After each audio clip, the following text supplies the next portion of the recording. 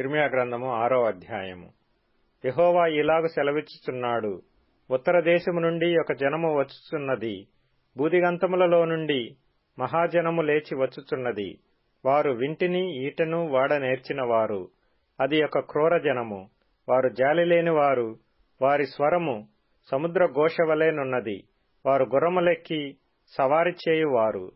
సీయోను కుమారి, నీతో యుద్ధము చేయవలనని వారు యోధుల వలె వ్యూహము తీరియున్నారు. దాని గూర్చిన వర్తమానము విని మా చేతులు బలహీనమగుచున్నవి. ప్రసవించు స్త్రీ వేదన పడునట్లు మేము వేదన పడుచున్నాము. పొలములోనికి పోకుము, మార్గములో నడువకుము. శత్రువులు కత్తిని జొలిపించుచున్నారు. నలుదిక్కులా భయము తగులుచున్నది. నా జనమా, పాడు చేయువాడు హఠాత్తుగా మా మీదికి వచ్చుచున్నాడు. గొనెపట్ట కట్టుకుని బూడిద చల్లుకొనుము. ఏకకుమారుని గూర్చి దుఃఖించినట్లు దుఃఖము సలుపుము, ఘోరమైన దుఃఖము సలుపుము. నీవు నా జనుల మార్గమును తెలుసుకొని పరీక్షించున్నట్లు నిన్ను వారికి వన్నెచూచువానిగాను, వారిని నీకు లోహపు తుంటగాను నేను నియమించియున్నాను. వారందరూ బహుద్రోహులు, కొండెగాండ్రు. వారి మట్టి లోహము వంటివారు. వారందరూ చెరుపువారు. కొలిమి తిత్తి బహుగా బుసలు కొట్టుచున్నది గాని అగ్నిలోనికి సీసమే వచ్చుచున్నది. వ్యర్థముగానే చొక్కము చేయుచూ వచ్చెను. దుష్టులు చొక్కమునకు రారు. యెహోవా వారిని త్రోసివేసిన గనుక త్రోసివేయవలసిన వెండి అని వారికి పేరు పెట్టబడును. ఇర్మీయా గ్రంథము 7వ అధ్యాయము. యెహోవా యొద్ద నుండి ఇర్మీయాకు ప్రత్యక్షమైన వాక్కు. నీవు యెహోవా మందిర ద్వారమున నిలువబడి ఈ మాట అచ్చటనే ప్రకటింపుము. యెహోవాకు నమస్కారము చేయుటకై ఈ ద్వారములలో బడి ప్రవేశించు యూదావారలారా, యెహోవా మాట వినుడి. సైన్యములకు అధిపతియు ఇశ్రాయేలు యొక్క దేవుడు నగు యెహోవా ఈలాగు సెలవిచ్చుచున్నాడు, నేను ఈ స్థలమున మిమ్మును నివసింపజేయునట్లు మీ మార్గములను మీ క్రియలను దిద్దుకొనుడి. ఈ స్థలము యెహోవా ఆలయము, ఈ స్థలము యెహోవా ఆలయము, ఈ స్థలము యెహోవా ఆలయము అని మీరు చెప్పుకొనుచున్నారే. ఈ మోసకరమైన మాటలు ఆధారము చేసుకొనకుడి. అలాగనక మీ మార్గములను మీ క్రియలను మీరు యథార్థముగా చక్కపరుచుకొని ప్రతివాడు తన పొరుగువాని ఎడల తప్పక న్యాయము జరిగించి పరదేశులను, తండ్రిలేని వారిని, విధవరాండ్రును బాధింపకయు, ఈ చోట నిర్దోషి రక్తము చిందింపకయు, మీకు కీడు కలగజేయు అన్యదేవతలను అనుసరింపకయు నుండిన ఎడల ఈ స్థలమున తమకు నిత్యముగా నుండుటకై పూర్వకాలమున నేను మీ పితరులకిచ్చిన దేశమున మిమ్మును కాపురముంచుదును. ఇదిగో, అబద్ధపు మాటలను మీరు నమ్ముకొనుచున్నారు. అవి మీకు నిష్ప్రయోజనములు. ఇదేమి, మీరు జార చోర క్రియలను నరహత్యను చేయుచు, అబద్ధ సాక్ష్యము పలుకుచు, బయలునకు ధూపము వేయుచు, మీరెరుగని దేవతలను అనుసరించుచున్నారే. అయినను నా నామము పెట్టబడిన ఈ మందిరములోనికి వచ్చి నా సన్నిధిని నిలుచుచు విడుదల నొందియున్నామని మీరు చెప్పుదురు. ఈ హేయక్రియలన్నీయు జరిగించుటకేనా మీరు విడుదల నొందితిరి? నాదని చాటబడిన ఈ మందిరము మీ దృష్టికి దొంగల గుహ అయినదా? ఆలోచించుడి. నేనే ఈ సంగతి కనుగొనుచున్నాను. ఇదే యెహోవా వాక్కు. పూర్వమున నేను నా నామము నిలిపిన షిలోహు నందున్న నా స్థలమునకు పోయి విచారణ చేయుడి. ఇశ్రాయేలీయులైన నా జనుల దుష్టత్వమును బట్టి నేను దానికి చేసిన కార్యము చూడుడి. ఇదే యెహోవా వాక్కు. నేను మీతో మాటలాడినను, పెందలకడ లేచి మీతో మాటలాడినను మీరు వినకయు, మిమ్మును పిలిచినను మీరు ఉత్తరమియ్యకయు నుండిన వారై ఈ క్రియలన్నిటినీ చేసితిరి గనుక నేను షిలోహునకు చేసినట్లు మీకు ఆశ్రయమై నా నామము పెట్టబడిన ఈ మందిరమునకు మీకును మీ తండ్రులకును నేనిచ్చిన స్థలమునకును నేను అలాగే చేయుదును. ఎఫ్రాయిము సంతానమగు మీ సహోదరులనందరినీ నేను వెళ్లగొట్టినట్లు మిమ్మును నా సన్నిధి నుండి వెళ్లగొట్టుదును. కాబట్టి నీవు ఈ జనము కొరకు ప్రార్థన చేయకుము, వారి కొరకు మొర్రనైనను ప్రార్థననైనను చేయకుము. నన్ను బతిమాలు కొనకుము, నేను నీ మాట వినను. యూదా పట్టణములలోను యెరూషలేము వీధులలోను వారు చేయుచున్న క్రియలను నీవు చూచుచున్నావు గదా. నాకు కోపము పుట్టించున్నట్లు ఆకాశరాణి దేవతకు పిండి వంటలు చేయవలననియు అన్యదేవతలకు పానార్పణములు పోయవలననియు పిల్లలు కట్టెలు ఏరుచున్నారు, తండ్రులు అగ్ని రాజబెట్టుచున్నారు, స్త్రీలు పిండి పిసుకుచున్నారు. నాకే కోపము పుట్టించునంతగా వారు దాని చేయుచున్నారా? తమకే అవమానము కలుగునంతగా చేయుచున్నారు గదా. ఇదే యెహోవా వాక్కు. అందువలన ప్రభువగు యెహోవా ఇలాగ సెలవిచ్చుచున్నాడు: ఈ స్థలము మీదను, నరుల మీదను, జంతువుల మీదను, పొలముల చెట్ల మీదను, భూమి పంట మీదను నా కోపమును, నా ఉగ్రతను కుమ్మరించెదను. ఆర్పశక్యము కాకుండా అది మండును. సైన్యములకు అధిపతియు ఇశ్రాయేలు దేవుడు నగు యెహోవా ఇలాగు సెలవిచ్చుచున్నాడు: మీ దహన బలులను, మీ బలులను కలిపి మాంసము భక్షించుడి. నేను ఐగుప్తు దేశములో నుండి మీ పితరులను రప్పించిన దినమున దహన బలులను గూర్చిగాని, బలులను గూర్చిగాని నేను వారితో చెప్పలేదు. అట్టి వాటిని గూర్చి నేను ఏ ఆజ్ఞయూ ఇయ్యలేదు. ఈ ఆజ్ఞను మాత్రమే నేను వానికిచ్చితిని. ఏదనగా, నా మాటలు మీరు అంగీకరించిన ఎడల నేను మీకు దేవుడనై యుందును, మీరు నాకు జనులై యుందురు. మీకు క్షేమము కలుగునట్లు నేను మీకాజ్ఞాపించుచున్న మార్గమంతటి యందు మీరు నడుచుకునుడి. అయితే వారు వినకపోయిరి, చెవియొగ్గకుండిరి. ముందుకు సాగక వెనుక దీయిచు తమ ఆలోచనలను బట్టి తమ దుష్ట హృదయ కాఠిన్యముననుసరించి నడుచుచూ వచ్చిరి. మీ పితరులు ఐగుప్తు దేశములో నుండి బయలుదేరి వచ్చిన దినము మొదలుకొని నేటి వరకు మీరు వెనక దీయిచు వచ్చిన వారే. నేను అనుదినము పెందలకడ లేచి ప్రవక్తలైన నా సేవకులనందరినీ మీ యొద్దకు పంపుచూ వచ్చితిని. వారు నా మాట వినకయున్నారు, చెవియొగ్గకయున్నారు. వారు మెడను వంచక మనస్సును కఠినపరుచుకొనుచున్నారు. వారు తమ పితరుల కంటే మరి దుష్టులైరి. నీవు ఈ మాటలన్నీయు వారితో చెప్పినను వారు నీ మాటలు అంగీకరింపరు. నీవు వారిని పిలిచినను వారు నీకుత్తరమియ్యరు. గనుక నీవు వారితో ఈలాగు చెప్పుము: వీరు తమ దేవుడైన యెహోవా మాట విననివారు, శిక్షకు లోబడనొల్లనివారు. కాబట్టి నమ్మకము వారిలో నుండి తొలగిపోయియున్నది. అది వారి నోట నుండకుండా కొట్టివేయబడియున్నది. తనకు కోపము తెప్పించు తరము వారిని యెహోవా విసర్జించి వెళ్లగొట్టుచున్నాడు. సీయోను, నీ తల వెంట్రుకలను కత్తిరించుకొనుము, వాటిని పారవేయుము. చెట్లు లేని మెట్టల మీద ప్రలాపవాక్యమెత్తుము. యెహోవా ఇలాగు సెలవిచ్చుచున్నాడు: యూదావారు నా దృష్టికి చెడ్డక్రియలు చేయుచున్నారు. నా నామము పెట్టబడిన మందిరము అపవిత్రపడునట్లు వారు దానిలో హేయ వస్తువులను ఉంచియున్నారు. నేనాజ్ఞాపించని క్రియను, నాకు తోచని క్రియను వారు చేసియున్నారు. అగ్నిలో తమ కుమారులను, తమ కుమార్తెలను దహించుటకు బెన్ హిన్నోము లోయలోనున్న తోఫెతునందు బలిపీఠములను కట్టుకొనియున్నారు. కాలము సమీపించుచున్నది.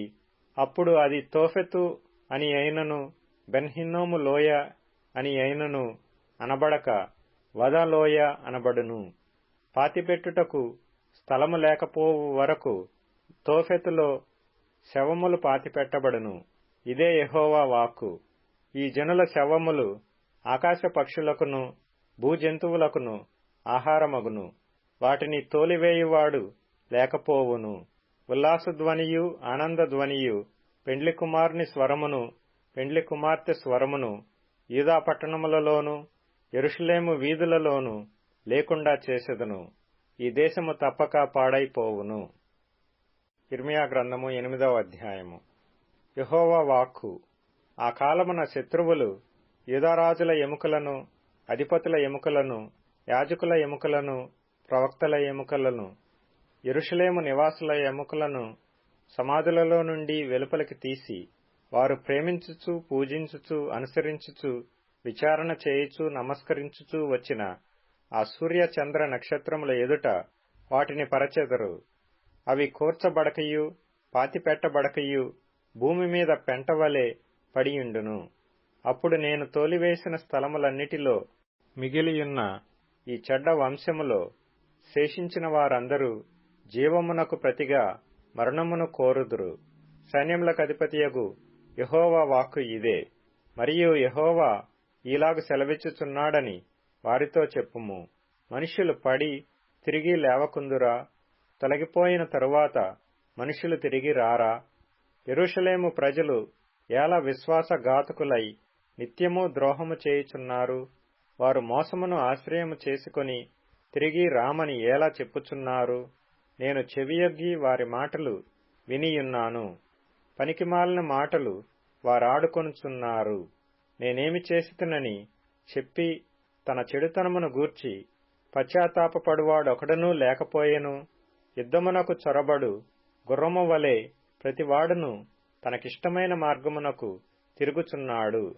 ఆకాశములకెగురు సంకుబుడి కొంగయైనను తన కాలము నెరుగును. తెల్ల గొవ్వయు మంగళకత్తి పెట్టెయు ఓదె కొరకును తాము రావలసిన కాలమును ఎరుగును. అయితే నా ప్రజలు యెహోవా న్యాయవిధిని ఎరుగరు. మేము జ్ఞానులమనియు యెహోవా ధర్మశాస్త్రము మా యొద్దనున్నదనియు మీరేలా అందురు?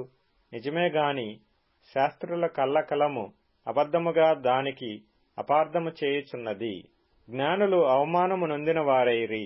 వారు విస్మయముంది చిక్కున పడియున్నారు. వారు యెహోవా వాక్యమును నిరాకరించిన వారు.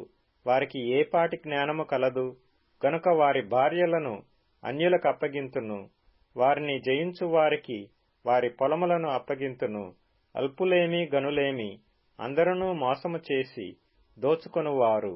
ప్రవక్తలేమి యాజకులేమి అందరూ వంచకులు. సమాధానము లేని సమయమున సమాధానము సమాధానము అని వారు చెప్పుచు నా జనుల గాయమును పైపైన మాత్రమే బాగుచేయుదురు.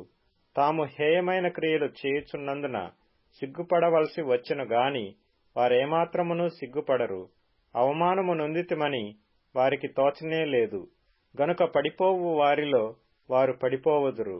నేను వారిని విమర్శించు కాలమున వారు తొట్టిల్లుదురని యెహోవా సెలవిచ్చుచున్నాడు. ద్రాక్ష చెట్టున ఫలములు లేకుండునట్లును, అంజూరపు చెట్టున అంజూరపు పండ్లు లేకుండునట్లును, ఆకులు వాడిపోవునట్లును నేను వారిని బొత్తిగా కొట్టివేయుచున్నాను. వారి మీదికి వచ్చు వారిని నేనాలాగున పంపుచున్నాను. ఇదే యెహోవా వాక్కు. కీర్తనల గ్రంథం 119వ కీర్తన. నా ప్రాణము మంటిని హత్తుకొనుచున్నది.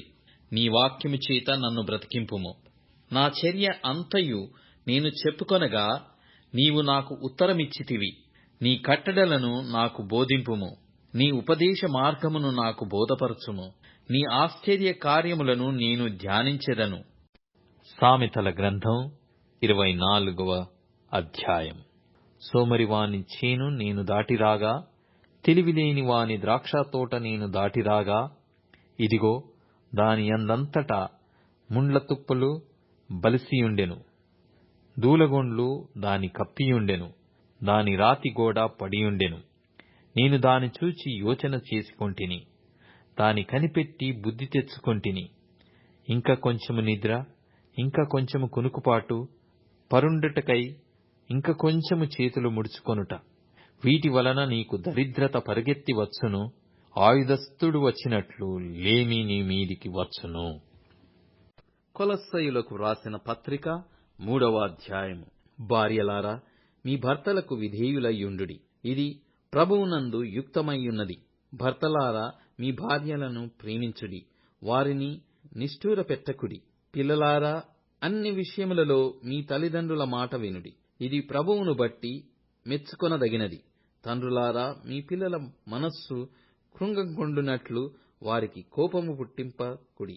దాసులారా, మనుష్యులు సంతోషపెట్టువారునైనట్టు కంటికి కనబడవలనని కాక, ప్రభువునకు భయపడుచు శుద్ధాంతకరణ గలవారై శరీరమును బట్టి మీ యజమానులైన వారికి అన్ని విషయములలో విధేయులయ్యుండుడి. ప్రభువు వలన స్వాస్థ్యమును ప్రతిఫలముగా పొందుదుమని ఎరుగుదురు గనుక, మీరేమి చేసినను అది మనుష్యుల నిమిత్తము కాక ప్రభువు నిమిత్తమని మన స్ఫూర్తిగా చేయుడి. మీరు ప్రభువైన క్రీస్తునకు దాసులయ్యున్నారు. అన్యాయము చేసిన వానికి తాను చేసిన అన్యాయము కొలది మరల లభించును, పక్షపాతముండదు. కొలస్సయులకు రాసిన పత్రిక 4వ అధ్యాయము. యజమానులారా, పరలోకములో మీకును యజమానునున్నాడని ఎరిగి న్యాయమైనదియు ధర్మానుసారము అయినదియు మీ దాసుల ఎడల చేయుడి. ప్రార్థనయందు నిలకడగా ఉండి కృతజ్ఞత గలవారై దానియందు మెలకువగా ఉండుడి. మరియు నేను బంధకములలో ఉంచబడుటకు కారణమైన క్రీస్తు మర్మమును గూర్చి నేను బోధింపవలసిన విధముగానే ఆ మర్మమును వెల్లడిపరచునట్లు వాక్యము చెప్పుటకు అనుకూలమైన సమయము దేవుడు దయచేయవలెనని మా కొరకు ప్రార్థించుడి. సమయము పోనీయక సద్వినియోగము చేసుకొనుచు సంఘమునకు వెలపటి వారి ఎడల జ్ఞానము కలిగి నడుచుకొనుడి. ప్రతి మనుష్యునికి ఏలాగు ప్రత్యుత్తరమియ్యవలెనో అది మీరు తెలుసుకొనుటకై మీ సంభాషణ ఉప్పు వేసినట్టు ఎల్లప్పుడూ రుచిగలదిగాను కృపాసహితముగాను ఉండనీయుడి. ప్రియ సహోదరుడును ప్రభువునందు నమ్మకమైన పరిచారకుడును నా తోడి సేవకుడునైన తుకికు నన్ను గూర్చిన సంగతులన్నీయు మీకు తెలియజేయును. మీరు మా స్థితి తెలుసుకొనున్నట్లును మీ హృదయములను అతడు ఆదరించునట్లును అతనితో కూడా నమ్మకమైన ప్రియ సహోదరుడైన ఒనేసిమును మీ యొద్దకు పంపుచున్నాను. ఇతడు మీ యొద్ద నుండి వచ్చినవాడే. వీరిక్కడి సంగతులన్నీయు మీకు తెలియచేతురు. నాతో కూడా చెరలో ఉన్న అరిస్తార్కును బర్నబాకు సమీపాజ్ఞుతియైన మార్కును మీకు వందనములు చెప్పుచున్నారు. ఈ మార్కును గూర్చి మీరు ఆజ్ఞలు పొందితిరి.